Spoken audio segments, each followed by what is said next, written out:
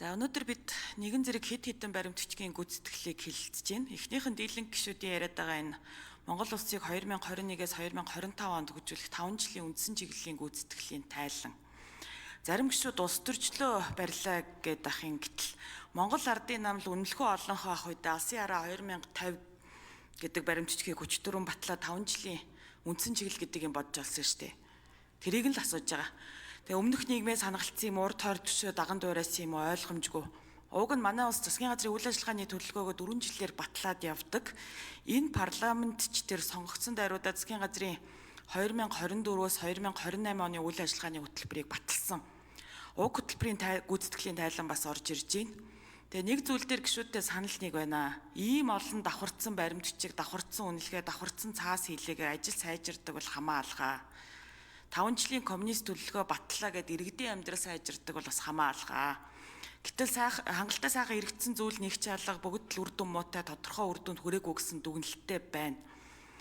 Тэгээ сүүлийн хэд хоног улсын хурал гүйцэтгэлийн тайлан хилцэж байгаа сургаар энэ хэдий яамдын дарга нар төрийн албан агчид ордны коридорыг хэд хоног сахид суулаа штэ. Одоо ч гэсэн сууж лээ. Тэгээ хизээдээ үндсэн ажиллаа их юм бүү мэд. Тэгэхээр цаашид улсын хурал зөвхөн сайд нар ажлаа тайлагнах ёстой, асуудалтад хариулах ёстой, төрийн албан агчид орж ирэх шаардлагагүй гэж улсын хурлын дарга удаа дараалан сануулаад байгааг бол дэмжиж байгаа. Уг нь Баасан гаригийн өглөө ерөнхий сайд илтгэлээ өөрөө танилцуулаад сайд нар ч аваад танхимд суугаад ийсэн. Харин өнөөдөр ерөнхий сайд алга тэгээ маш олон яамны сайд нар бас алгаа. Тэгээд ерөнхий сайд оюун эрдэнэд бас хандж үг хэлэх гэсэн юм л да.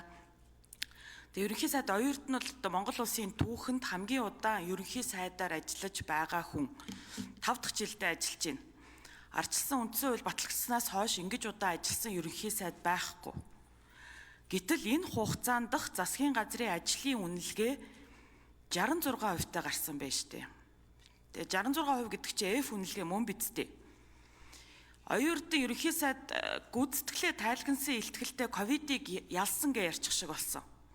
Тэгээ ковидын үед юу болсныг дахиж сануулах хэрэгтэй юм шиг байна. Эх орондоо ирч чадалгүй гэр бүлээсээ хагдсан хүмүүс Улаанбаатар хот руу орж ирэх гээд 22-ын товчоон дээр ам насаа алдсан эмэгтэй 8 сая төгрөгийн ковидын багц үе төмөн хүний эрхийн зөрчлүүдээ бид нар мартцсан юм уу? Эдийн засаг 5%-аар агшсан тэр үеийн алдагдлаа өнөө хоёр нөхөж чадалгүй дампуурсан үе төмөн олон аж ахуй нэгжүүд байна штэ. Боловсролын хоцрогдлоо өнөө хоёр арилгаж чадахгүй байгаа маш олон хүүхэд багчууд байна.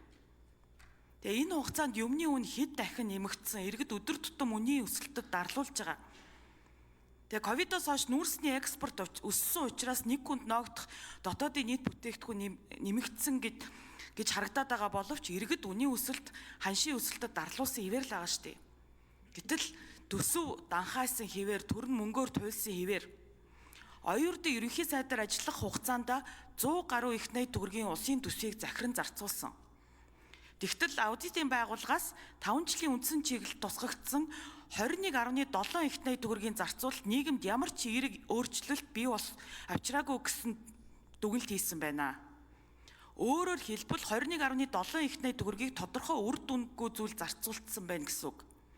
Энэ нь одоо бас нөгөө нүүрсний 40 их найт гэдэг шиг замархаад алга болох юм уу? Өнөөдөр ерөнхий сайдын тайлгнаж байгаа 5 жилийн үндсэн чиглэл нь үндсэн 9 бодлоготой байсны эхнийх нь үндэсний нэгдмэл үнд зүйлийг бэхжүүлэх гэсэн зорилт байжээ. Нэмэлт 1 минут авч идэггүй дарга. За нэмэлт минут өгье. За тэгээд үндэсний нэгдмэл үнд зүйлийг бэхжүүлэх гэсэн зорилт нь 51% үнэлгээтэй. Үнэхээр үндэсний нэгдмэл үнд зүйлийг бэхжүүлэхийг хүсэж байгаа бол ерөнхий сайд өөрөө улс төрийн манлайлал үзүүлэх хэрэгтэй шүү дээ. Хин нэгэн хийсвэр дайсныг дарах тухай ярих биш, шүүмж хэлсэн үнийг хар пиардах биш, улс орныг талцуулсан нэвтрүүлэг хийж бүх телевизээр цацах биш. Монгол улсын ерөнхий сайд урагшаа харсан эерэг манлайлал үзүүлж чадах юм бол бодит үр дүн гарнаа. Монголчууд бид үндэсний хэв нэгдлээ хангаад явнаа гэдгийг танд бас сануулахыг хүсэж байна. За тэгээд эцэст нь улсын хурлын одоо өөрийнх нь үйл ажиллагаатай холбоотой зүйл дээр энэ улсын хурлын тамгын газраас асууя. Тамгын газраас бас нэг дүгнэлт гаргасан байлээ. Энэ нь болохоор одоо засгийн газраас гаргасан, аудитоос гаргасан дүгнэлттэй зөрөөд байгаа. Тэгэхээр энэ тал дээр одоо тайлбар хийнэ үү? За, улсын хурлын тамгын газрын дэд дарга Амрот. дүн шинжилгээний талаар хариулт өгье. Ажлын хэсгийн 1-р микрофон. За, жаргалан гишүүний асуултанд хариулъя. 2024 онд Улсын их хурлын хяналт шалгалтын тухай хуулийг батлахдаа бас энэ бусад улс орны жишгийг харгалзаад засгийн газрынхаа үнэлгээг хэлцэхдээ тухайн парламентынхаа гишүүдийг энэ засгийн газрын үнэлгээний одоо бодит байдал, энэ үнэлгээ ер нь ямархуу төвшөнд хийгдэж үе одоо дахин авч үзэх зөрүүтэй байдал байна уу гэдгийг нягтлах зорилгоор тамгын газар нь гишүүддээ энэ асуудлыг хэлцэхэд зориулж дүн шинжилгээ хийж өгдөг ийм зохицуултыг оруулсан байна. Тэгэхээр энэ одоо өгөөд байгаа дүн шинжилгээний эцсийн зорилго бол яг энэ хэлэлцүүлгийг явуулахад парламентын гишүүдэд нөгөө үнэлгээний талаар үнэн бодит байдал мэдээллийг одоо тодруулж өгөх ийм зорилготой үнэлгээ байгаа. Дүн шинжилгээ байгаамаа. Тэгэхээр энэ бол тусдаа хийгдсэн үнэлгээхээсээ засгийн газрын үнэлгээн дээр хийгдэж байгаа дүн шинжилгээ. За энэ дүн шинжилгээг хийхэд мэдээж тооны зөрүүнүүд гараад байгаа. Тэгээ энэ зөрүү яагаад үүсэж байгаа вэ гэдгийг тайлбарлая. Засгийн газар одоо өөрийнхөө гүйцэтгэлийг үнэлэхдээ 3 бодлогын бичиг баримтаа 206 дугаар журмынхаа дагуу үнэлдэг. Энэ үнэлгээний журам дотор 2 аргачлалаар үнэлэх боломжийг зааж өгсөн байна. Нэг нь чанарын буюу одоо бодлогын бичиг баримт ямар хувьтай биелсэн, ажлын хэсгээ байгуулсан юм уу, үйл ажиллагаагаа яаж явуулсан гэдэг тал байгаа. Бол нөгөө тал нь тоон үзүүлэлт байгаа. Тэгэхээр зарим үнэлгээ жишээлбэл засгийн газар 50 гэдэг үгнэхэд одоо энэ тамгын газар дээр хийж байгаа дүн шинжилгээ 30 болж байгаа нь нөгөө тоон үнэлгээнүүдийг тоон одоо зорилттой хэсгүүдийг яг тэр тооных нь хэсгээр харж байгаа. За жишээлбэл хотын төвжирлийг одоо бууруулна гэдэг зорилтыг 45% биелсэн ингэж үнэлээд үйл ажиллагаануудаа илүү тоочж байгаа бол нөгөө талд нь энэ тоо үзүүлэлт байгаа. Оргил ачааллын үед 10 км/цагийн хурдтай байгааг 22 км/цагийн хурдтай болгоно гэдэг зорилттой. Эннийх нь биелэлт нь 22-той хүрээгүй 13 км/цаг болж байгаа.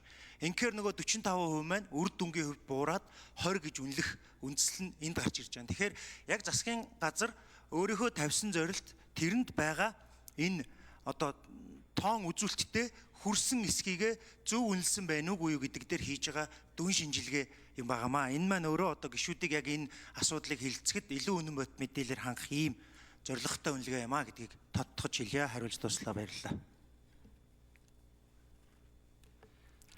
За, Бадамдоржийн Фонслмаа гишүүн.